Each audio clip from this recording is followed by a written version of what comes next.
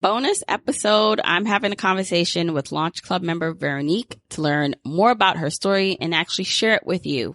Let's get started. T-minus 10 seconds. Welcome to the Journey to Launch podcast with your host, Jamila Souffrant. As a money expert who walks her talk, she helps brave journeyers like you get out of debt, save, invest, and build real wealth. Join her on the journey to launch to financial freedom in 5, 4, 3, 2, 1.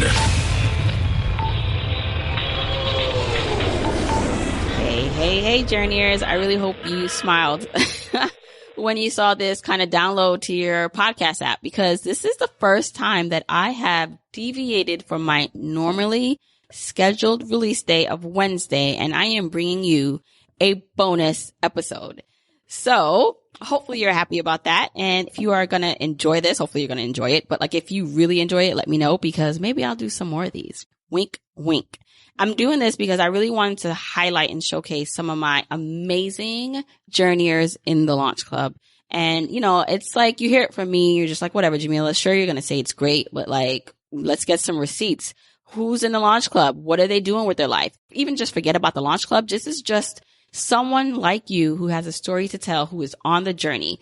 So very similar to my Journeyer Profile series, this is me talking to someone who's in the thick of it, who is making strides, you know, making their way through the levels of stages of reaching financial freedom, debt payoff, and all these things. And I really wanted to bring you Veronique's story and have her share it directly with you, what's been going on with her. So just a little bit more about Veronique. Veronique is a sign language interpreter. We met actually a couple years ago via online. She was in one of my programs, my group coaching program, and then she joined the Launch Club, and she's made considerable strides with her finances. And I wanted her to come on and talk about that. She lives in DC, the DC Baltimore metro area. And you're going to hear her talk about kind of what she's been working on, how she's been working through paying off debt and earning more money and all the things. And so I'm excited for you to hear Veronique's story. This episode is sponsored by my free class that I'm having on August 15th at 8:30 p.m. Eastern Time. The title of what I'm going to be teaching is How to Reach Your Wildest Money Dreams, Creating Your Roadmap to Financial Independence. And I'm really excited about teaching this class. It's going to be online. It's free.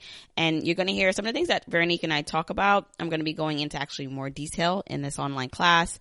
I bring up the 5 major stages that you must move through in the journey to reach financial independence. Veronique, you're going to hear Veronique talk about the stage she's in. But that's just one of the things I'm going to be teaching in this online class, is what those 5 major stages are, what this elusive term of financial independence actually means, and the barriers stopping you from reaching your goals and how to eliminate them. So I want to see you there. Sign up at journeytolaunch.com/free class. Once again, it's going to be on Thursday, August 15th at 8:30 p.m. Eastern Time. By the way, so you're going to hear Veronique and I reference the Launch Club. That's the Money Launch Club. That's my membership communities for journeyers just like yourself who are getting resources, tools, courses, tips. It's a monthly or annual membership. So the doors to that are closed, but they will be opening very soon. So just be on the lookout for that. But for now, I want you to sign up to this free class. What do you have to lose? Again, it's August 15th at 8:30 p.m. Eastern Time. Go to journeytolaunch.com/free class to sign up and save your seat. Now, without further ado, let's listen in on this conversation I had with Veronique. I hope you enjoy. Okay. Hey, journeyers. I am back with a very special interview. And this is not like, you know, I know typically for the longest you've been hearing kind of like my expert interviews and people who have already reached financial independence. And a while back, I was doing Journeyer Profile interviews where I like talking to people in the thick of the journey, because honestly, I feel like those are very impactful for people, because you're hearing from people who are actually in the motions, going through it in real time like you are. And so what I decided to do is bring on a few members from the Launch Club, the membership community that I have for journeyers. And I wanted to highlight some of their stories, because they are doing amazing things with their finances and on their journey. And I really think it can help you guys out. So I want to introduce Veronique Graves to the podcast. Hey, Veronique. Hey, how you doing, Jamila? Good. So I wanted you to come on, Veronique, to share a bit of your story because we first met a while ago. I forgot how long ago it was. Maybe a little over a year ago. Yeah, it was a little over a year ago. And you first reached out to me for one-on-one coaching. And then I think after that, I had launched my group coaching program that I did, which you ended up joining. Mm-hmm. And you went through that. And we could talk about a little bit about that. But then after you finished that, you were doing your own thing. And then when I launched the Launch Club again, you were like, you raised your hand. You were like, all right, I want to join. And so now you've been a member. So I want to talk about first, though, like where you currently are with your finances, because it's a good starting point for people to be like, all right, so what's going on? Like, where are you right now, Veronique, with everything going on? Okay, so I'm still paying off one credit card. Well, actually two, but one has like 10% interest on it. So I'm trying to get that one out of the way. And then I also am at a point where I'm saving enough that I don't have to live paycheck to paycheck. So that feels really nice. Because as an independent contractor, there's always like, am I going to get paid this week or like in the end of the month? You know what I mean? So it just helps having that security, that cushion. So, but planning for it. Right. So let's even step back further, right? So what do? You said you mentioned you were a contractor. Like explain to people kind of like your current career and then like where you live and a little bit more background about yourself. Okay, so I'm a sign language interpreter, but I do freelance like contract work in the Washington, D.C. and Baltimore metro area. So basically I'll go, depending on the day, maybe to a government agency and interpret for deaf people that work there or for college classes or business meetings. But the thing is, if you don't work, you don't get paid. So you have to like kind of plan for that, especially in the summertime. It's lighter because a lot of people go on vacation or schools are out. And in the wintertime, people go on vacation. So you have to definitely gauge when you're getting paid and all that stuff. So, yeah. And I think that's not like a unique, like a lot of people don't go through that, but I think it's unique because when I come in contact with contractors or even entrepreneurs like myself, and you're not getting such a steady paycheck as you would if you had a regular 9 to 5, there is a more of a art to like budgeting and preparing your finances because it's not as predictable. So when you first like reached out to me, like where were you like with your finances? Because I know when you first reached out to me, you like had more debt. You were trying to get more in control of things. Yes, I was struggling because I wouldn't get paid, but I was still like, oh, I'm going out to eat though. And I just put it on the credit card and I'll pay it when I get paid. And then it would start piling up, especially with interest rates. And also I had fibroid surgery. So I was trying to pay off medical bills. Even though I had insurance, it still didn't cover all that much. So I just felt like almost like I was drowning. Like, how do I get out of this debt? But also when I talked to you, it was like, okay, it's a mindset thing too. Like, and the whole thing about like, things won't work if you don't work. So it's like, try to figure out how can I make this work? And also there's I think it's an app called Capital that would like take out, I think you can put the percentage in. So I put 30%, I was like 10% for travel and 20% for saving, and it would just go out. And I was like, oh, where'd the money go? But then I noticed that if I wasn't trying to spend it on like going out to eat and everything, I was like, oh, I don't really need this and I can put it away. So it was helping me save up more. But just also how you had us fill out the chart where it showed your spending, your cash flow, how much is coming in, how much is going out, and sitting down and looking at that, it was real. I was like, oh, okay, I can cut this down. So yeah, that helped a lot. Yeah. And I feel like a lot of people, that's one of like the basic things, like when I work with someone or even tools in the Launch Club, is that like foundation wise, like we need to know where you are and how you're spending, because you often think and don't realize like where your money is going because you're not tracking it. And it seems so basic, so simple. And a lot of people want to skip that step because it can seem a little overwhelming, right? You got to like get all your statements or sit down and make time to do it. But I find that everyone who's done it, even if they like, it takes a little while to do other things, just the simple fact of sitting down and kind of going through using this assessment that I give out, it really, really helps. So what would you say? So I know you're still in debt payoff mode. Mm-hmm.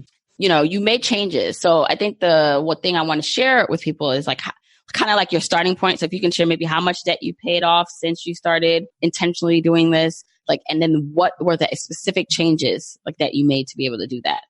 Okay, so I think when I met you, I think I had like 13,000 on different, like 5 different credit cards for the medical debt and for like just trying to pay my rent when I wasn't getting paid and all that stuff. I looked at my Roth IRA and I read about how if you take out your contributions, there's no penalty, there's no taxes. So I was like, wait a minute, if I can take this out, pay this off, and then not pay the bank interest, I can just pay myself like later, like pick up more jobs and just try to build up my funds. So that made more sense to me than trying to pay like 24% interest on these bills that they just kept growing. I felt like, so that helped a whole lot, taking out that money, paying those off. And then I think I left one that was like 2,000, but it was like 10% interest. I was like, this one, I at least can like try to work to just pay it down. And then also just put in like making sure I was taking out money for taxes. So if I get my check, I usually I have a 1099 form for contractors. So I have to take out like say 22% out. And I've got a Capital One account where I have it like labeled like one part's taxes, one part's savings, one part's fun. So like I'll put 20% in the taxes and then 20% in my savings. And I'll also pack lunch at work more. Me and my boyfriend would cook more at home and then, just take it to work, because I would just go, say I'm going to like a hamburger place. I'm like, okay, I want this hamburger, but I want the buffalo burger. So add $4 and then I want the fresh cut fries. So by the time I eat lunch, it's like $20. Like, this is crazy. Yeah. And after you look at the form that you gave us, I was like, wait a minute, I don't need all this. So yeah, just making sure you track everything. So here's what I love about some of the things you just mentioned. And this is going to look different for everybody. Like there's no one size fits all, but there are just some like baseline things like you can do. I do want to mention, so what you talked about with the Roth IRA is true. So since Roth contributions are after tax, you already pay taxes on it. So that contribution, if you decide to take it out, it's not taxed. Now, I always say that should be one of your last resorts, because, if you're that's meant to grow, like it's meant to grow over time. And then if you can, it's better to pay off your debt from cash flow. But I will say this, that even like with your situation and you explaining it, like it worked for you to get you over a hump and get you ahead. And so that's why I always say it's not necessarily a one size fits all, but you need to be conscious of what that means if you're taking that money out, that, okay, you have to consciously stick to now your new behaviors so that you're not taking it out to pay it off and then you're back from square one with credit card debt again, right? So, there's more to it than just like doing it like one time. There's like a decision and a commitment to that. And then the other thing I like that you said is that you use like apps and tools to help you get organized. And with contractor work, now that I'm like a full-time entrepreneur, when you get paid from someone like $1,000, that's not $1,000 of like net income. Nope. That to you maybe is a couple $100 after you pay taxes, operating expenses, and all the other things, right? So I like that. Now kind of like, okay, every dollar, like this is what it really means, like to me, like my take home. And then the other thing, which is a lot of people, is the food. I totally get it. Right? Like that is, think about it. Food is like one of the most expensive line items in anyone's budget, especially if you live in DC, I live in New York. There's so many places like to eat. Really, it's easy for it to get ahead of you and just out of your control a bit. And then you kind of say, well, I don't have time, or I don't like cooking, or, whatever other thing you say to help justify it. So I can imagine a lot of people actually can relate to that with your story. Yeah. Me, it was the days are so long. So I would leave at like 5. And so I would pack breakfast and lunch, but then I would eat all that before lunch. And you know what? I gotta go get lunch and dinner when I go home. Well, it's funny because there's like a meme going around when someone's like, oh, you told me to pack lunch, but I ate it at 10. And like, I'm hungry. It's 12 o'clock. It's like I ate it at 10 a.m. at 12. Like, what do I do now? So hilarious and so true. So this is why I wanted to talk to get more into the details of what this journey looks like, because sometimes when you hear the overall story of someone reaching financial independence or saving XXX and reaching all their goals, like there's these little day-to-day little wins and moments and decisions that lead to the bigger ones that in the time, like, oh, who cares? It's just $10 today. But over time, and it's not necessarily just about the $10, it's about like the habit forming, right? And the discipline and the person you become by practicing a little bit of delayed gratification and discernment. Right. Okay. So you mentioned a couple of things that helped you get on track. So if you think about kind of how much further you have to go and your overall goals, like what do you feel like is some of the things kind of standing in your way or obstacles that you still feel like you need to overcome to get to your goals? I think my biggest problem is that I like to learn a lot of new things. I'm like, oh, this class is cool. And this class is good. So like now I'm taking an online cooking class and jujitsu. And so like, I'm like, oh man, that's like $400 more a month, that's coming out. So the cooking class will stop, taking the monthly payments after I think about 4 more months. So that will free up some money, but just kind of focusing on a few things at a time is what I need to work on as far as like time management and just kind of narrowing it down that you can do things, but you can't do everything like at one time. That's what I'm still trying to get used to. Right. Yeah. Well, were you taking those classes as more of like hobbies or potential things you would get into to as a side hustle to make money? Potentially for the cooking. I've like always loved it. I wanted to go to culinary school when I got out of high school, and my dad was like, no, you needed a degree, like a 4-year degree first. And I was like, oh man. So I made it in communications and I was like, I don't really like this. So it's always been in the back of my head. But because culinary school is so expensive, like $25,000 a year for some places, I found this one that's like $1,000 for a year.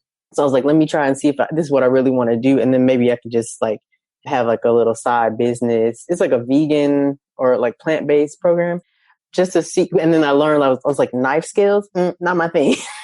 It's really hard. So I'm more of a baker. So it's just kind of, I feel like I'm in an exploratory stage still, of trying to figure out really what I want to do. And then I like working out and I like martial arts. So the jujitsu is something new as far as self-defense too and fitness.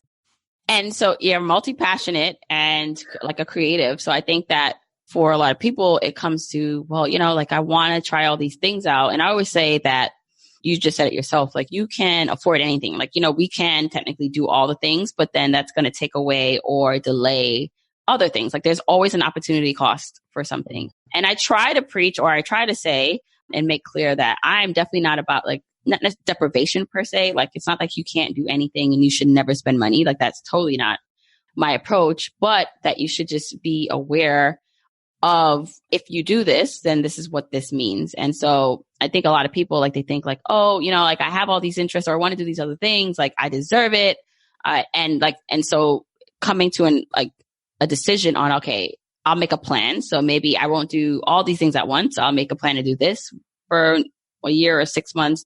Then I'll move on to the next thing, but then really look at how this impacts your other goals, right? Mm-hmm. Now, when it comes to how you're feeling now, so like, what are your ultimate goals? You work for yourself, which is actually a goal that a lot of people want to reach, right? Like you have some flexibility there and you're making your way with paying off some debt. I forgot how much you said you had left still. I think I have about 2,000. Wait, and I forgot I owe my aunt like $2,300 for medical bills, but she's like, take your time. I don't need the money, but I still, want to pay her back. Okay. He's like, pay all the other stuff with interest first. I was like, okay. So. Oh, she's very nice. Yeah. But okay. So you're still, I'm assuming debt payoff is one of your, main goals. What are some other goals that you have and how do you intend to kind of stick to them and reach them?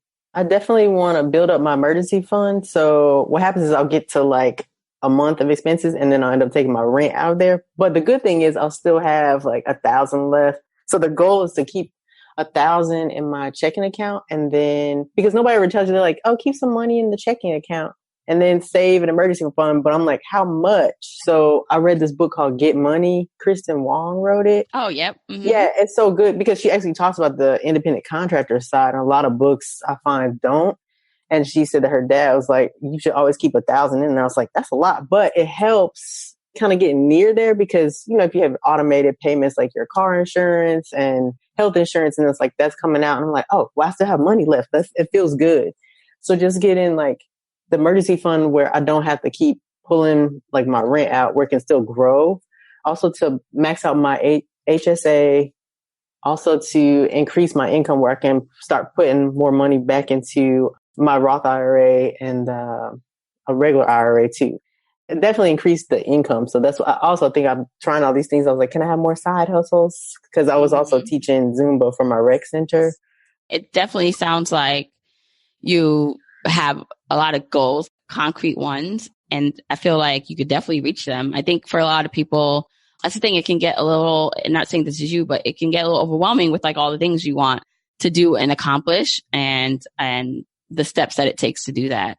So the other thing I wanted to talk about is kind of where you are in the journey. So I recently introduced in the Launch Club, and then I'll be talking about it here on the podcast if I haven't already talked about it, is like this kind of the journey or stages, and that the different levels that people kind of travel to get to the ultimate stage that we all want to get to, which is financial independence, and where really work is optional. Like you can decide like if you want to work. It's not that I don't think everyone can reach, but it's a journey to get there. And depending on your starting point, it can take a while. So I wanted to break down for people like, okay, what does that look like when you're in the beginning stages, like yourself, still in debt, payoff mode? And so I would like to describe, and I'm looking back because I wrote it on my board here, that you like are a cadet. Like I made these like names up following my whole theme of launching. That's cute. You're like, more of a cadet stage where you are in the debt freedom stage. You know, the first stage before cadet is explorer. So that's like someone who's typically trying to get just stable. Like they're trying to pay their bills. They're in the red and that like living paycheck to paycheck. Whereas you're more stable than that. You're in a debt payoff mode, which is where a lot of people are. Sometimes that can take a while, right, to get out of, depending on your habits, how much delayed gratification like you can handle, and choices that you make and income and all the things, right? So I want to talk like what you're excited about the most moving forward. So I know you're in the Launch Club. So I do want to talk about that a little bit and like kind of just how that's been helping you along. What are you feeling most excited or invigorated about with this, where you feel like, all right, I feel like I can do this? Like what's giving you that kind of hope and motivation? I feel like with the Launch Club, just reading people's stories or talking to people who are kind of in the same boat or like same mindset of like, okay, I got to do this, and I focus on the money. Cause I find a lot of people don't like talking about money. It's like, we need it. We have to make it so people are more comfortable with it. But yeah, so the accountability that comes with the Launch Club, I really like. Actually, I have a meeting with a lady from the Launch Club tomorrow. We're going to be accountability partners. Yay. So yeah, so that's cool. And then two of my friends are like, okay, I'm in debt payoff mode. So I saw this sale at the loft, but I had to pay my car. So I was like, you go, girl. So just encouraging people really helps a lot. And I also want to tell you, I used Betterment last year. Even though I was paying off the debt, it was taking $120 a month out of my account. And I didn't see it. And I looked later. I mean, I would check it every now and then. But my sister's getting married in Mexico the beginning of next month. So I was like, how am I going to pay for this? And then I was like, wait, you had the Betterment account. And it was like $2,000 and it was $1,500 like to go. So I was like, oh, I can use this. So just having that was like pretty cool, because just not the automation helped. And then it was like, okay, you can have something for like a goal that you want to achieve or something that you want to do that's even fun. So right. And so like a couple of things with that, like that's why community like is so important. Being around like-minded people is huge, and it's something that you probably like some people don't put enough stock in, but just being around people who are doing the same thing you are is motivational, because you're like, all right, I'm not doing this alone. So I'm so happy to hear that you connected with someone to really be like an accountability partner for you in the Launch Club. And then like we mentioned before, it's that the automation and the tools to help support your goals are super important. So another thing that I really try to encourage people is that I have my recommendations of tools and things I use, but whatever works for you, just keep trying tools until, and some people are just like old school, right? So when it comes to a budget, like I have budget tools that I like, but it's like some people just like the paper and pen or a Google Sheets / Excel file. That's fine. Whatever works, but you just have to keep trying things until they work. Cause I find that people try things like, oh, that didn't work. And then they just kind of give up, and it's like, no. Like you have to keep trying until it works. Mm-hmm. Okay. So what's something that you're kind of scared about with like achieving your goals? Is there something that's just like, you kind of makes you a little nervous? I think with my job situation, because I'm learning the new skills, I'm also like learning tech skills, and people are contacting me from jobs already. It's like, I'm not finished with this. And I was like, I think I've also gotten comfortable in my job. Like, okay, I know some of the agencies I go to, and then if I get another job, then what happens with this one? But with interpreting, I could do it part-time, I feel like, or at night or on the weekend. So that's just talking myself into like, you want to make some different moves. So just keep going for it, keep learning. Right. Yeah. And it's so important that you do keep investing in yourself. And I think for a lot of people, it comes a time where in the personal finance field, like a lot of it is saving and investing and, investing in your retirement accounts and into whatever accounts like outside of yourself, which is totally, yes, that's true. But there's a level of investing that you have to do with yourself too. And where you have to take stock on like, okay, how do I pour back into me so that I am building up myself as my biggest asset? Because at the end of the day, like I'm the one that's going to be able to make the more money with my skill set, with my mindset, with my action. So definitely great that you are like continuing on this path of like learning.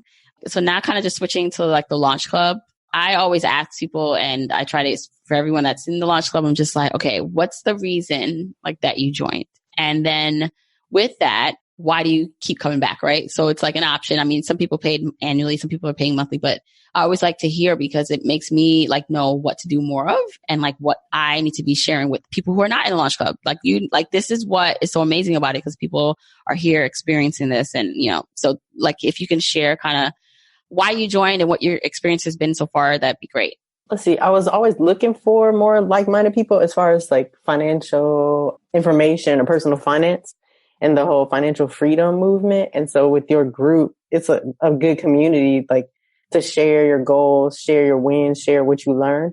So like the challenges I really like because like growing up, I played basketball. And so it's like, it's kind of like competing with yourself. Like, can I accomplish this goal this week? Or can I pay this debt off or save this much money? So I really like that. Also the classes and yeah, just being able to talk to people because I have one friend, we'll check in every day. Like, did you work out today? She's like, or I'm like, I'm tired. She's like, go to the gym. So checking in on each other. I really like that. Yeah. Yeah. And I mean, I do love that, like about the environment too, where it's like people are, like you said, holding each other accountable, but then you have to hold yourself accountable, which is why it's like, I love like declaring goals to the public or just to people, because when it's to yourself, like you can kind of say, all right, like, I'll, if I push this back, no one's going to know. But it's like, no, like, what is your goal for this month? We are going to check back in with you at the end of the month and throughout the month to make sure you're accomplishing it. That's amazing. So, okay. So I know I'm going to see you back in the Launch Club. We're in there all the time, but if you had any parting words, right, for someone who is like yourself, who is in the debt payoff stage, who is a cadet, I know the terms are pretty like new for people, but like someone who's kind of just like in the thick of it, because this is the thick of it, right? Because, your goal is eventually financial independence and being work flexible. But until then, what advice do you have for someone who's just like yourself going through this, listening, and it's just like, this is going to, it just seems like it's forever, or it's like, this is really worth it? Should I be giving up my quick lunches that I enjoy? Like what kind of motivation or tips can you give to anyone listening? I can definitely say be patient on the journey. You're going to get there. You just got to stick to it. If it was easy, everybody would be doing it. So it's like you have a group that's supporting you. And even if you're not in the Launch Club, like find somebody that you can talk to about money and keep reading, keep listening to podcasts. That helps a lot. And just know like your money's going to grow, your debt's going to go down. It might seem like very small, but you're going to look back a few months even and be like, oh, wait, look how far I've come. Right. And celebrate every win, even if it's small, it's a win. Right. Mm-hmm. And that's what I always encourage people. So stay encouraged, journeyers. Veronique is on the path with you. She's traveling along. And so Veronique, I wish you all the success and I'll see you in the Launch Club. But until then, thank you for coming on and sharing your story. Sure. Thanks, Jamila. Bye, y'all.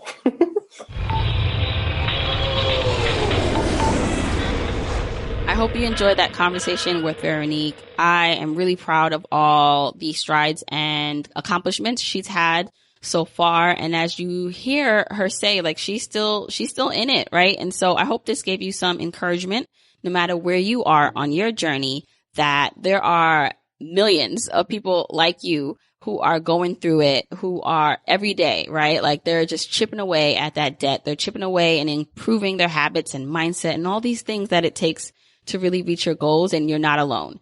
Once again, I'd love to see you on my free online class on August 15th at 8:30 p.m. Eastern Time. We are going to be talking about how you can reach your wildest financial freedom and independence dreams. It's going to be really exciting, really fun.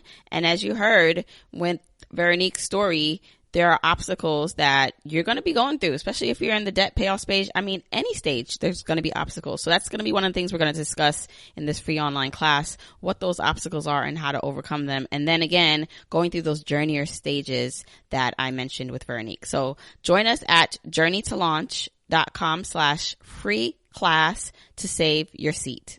So let me know if you enjoyed this bonus episode. This was a little different. And so if you want the episode show notes, so this is episode 109.